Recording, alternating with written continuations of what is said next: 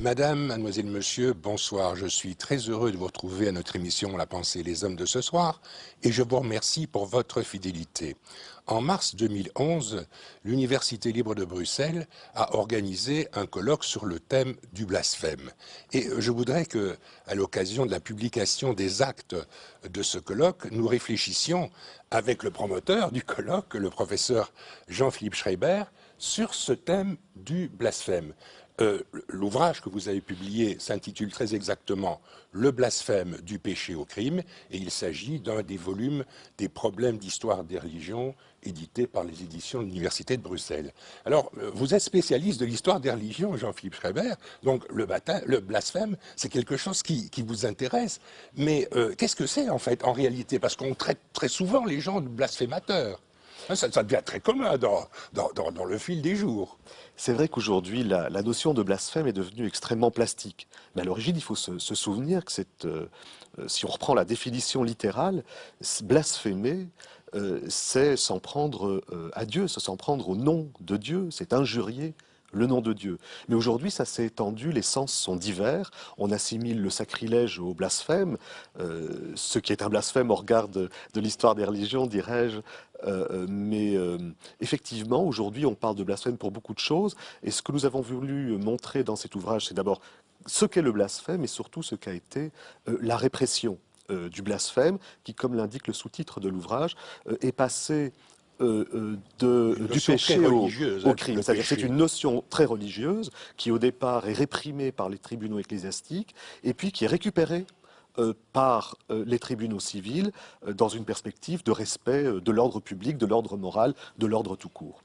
Oui, et vous balayez vraiment toute l'histoire. Si j'ai bon souvenir, il y a un texte de Baudouin de Charneux sur l'Antiquité, puis il y a des textes sur le Moyen-Âge, et puis il y a aussi la réalité d'aujourd'hui. Je me souviens qu'on avait beaucoup parlé de blasphème lorsque des journalistes danois, je pense, avaient représenté Mahomet, qui n'est pas un dieu, lui, de façon peut-être un peu critique. Et ça avait provoqué des réactions en chaîne et très violentes dans certaines régions, dans certains pays. Or, il ne s'agit pas d'un blasphème au sens propre, puisqu'il ne s'agit pas d'une atteinte à Dieu, mais l'un de ses représentants. Alors, d'abord, on peut discuter... Jésus, lui, il fait partie de Dieu. C'est une des personnes de Dieu dans le christianisme. Tandis que Mohamed, il n'est pas Dieu, lui. Non, mais en même temps, le Christ s'est lui-même rendu coupable de blasphème, et c'est pour ça qu'il a été poursuivi. Bien sûr. Mais en ce qui concerne les fameuses caricatures danoises, d'abord, littéralement, la notion de blasphème a subi des interprétations différentes dans le cours même de l'histoire des religions chrétiennes et juives principalement, et elle vise à la fois l'injure faite à Dieu, mais également à ses prophètes, aux anges, à la Vierge Marie, dans le cas du christianisme. Donc c'est une perspective qui s'est élargie au fil du temps. Et même aux actions religieuses, hein, je pense au chevalier de la Barre qui ne veut pas se découvrir au passage d'une procession, parce qu'il y a là, sous la forme de l'hostie, le corps de Jésus, hein, ça c'est l'idéologie catholique, et le chevalier de la Barre est traité de blasphémateur. Est traité de blasphémateur pour le sacrilège qui est de ne pas se prosterner devant une procession, et qui est le dernier condamné à mort pour blasphème dans la France pré-révolutionnaire. Nous savons que c'est une figure célèbre qui a été notamment l'objet d'une sorte de vénération dans le chef du mouvement de la libre pensée en France tout au long des 19e et 20e siècles, parce qu'il a incarné, par procuration, disons, cette résistance à l'obscurantisme. Mais pour revenir aux caricatures danoises, d'abord la notion de blasphème, je vous l'ai dit, elle est très large, très plastique, même dans le chef des autorités religieuses, première chose. Et puis d'autre part, ce qui s'est passé au Danemark, et ces fameuses caricatures ont été reproduites en France, notamment dans Charlie Hebdo, ce qui a valu à Charlie Hebdo des réactions très violentes et des procès. Il y avait une part de provocation, parce qu'on connaît la méthodologie de Charlie Hebdo. Il y avait une part de provocation, mais c'est aussi un signe de vitalité démocratique. Ils ont remis une couche, si j'ose dire. Hein. Absolument, mais une société démocratique et libre se signale par son goût de la provocation et par la tolérance à l'égard de la provocation. C'était effectivement une provocation, mais ce qu'elle montrait de manière très claire, c'est que nous vivons dans des États où, pour certains, le blasphème existe encore dans le code pénal, c'est le cas d'un certain nombre de pays européens. Généralement, on ne l'applique pas, en Grèce, on l'applique. Mais même quand le blasphème n'existe pas, blasphème, notion ecclésiastique, je le rappelle, Oui, oui. et qui n'est au départ pas une notion de droit civil. Quand elle n'existe pas dans le droit pénal, elle est tout de même invoquée sous des euphémismes divers, et notamment la diffamation de la religion. Et c'est bien ça que l'on a poursuivi à l'époque des fameuses caricatures danoises. C'est dire si cet ordre moral que les églises diverses ont voulu imposer pendant des siècles se retrouve aujourd'hui encore dans notre droit et quelquefois invoqué par les juges, se retrouve dans la jurisprudence et pose des problèmes divers à l'instance suprême dans notre droit international européen, à savoir la Cour de Strasbourg, cour qui est appelée à se prononcer sur l'application des droits fondamentaux dans le concert européen.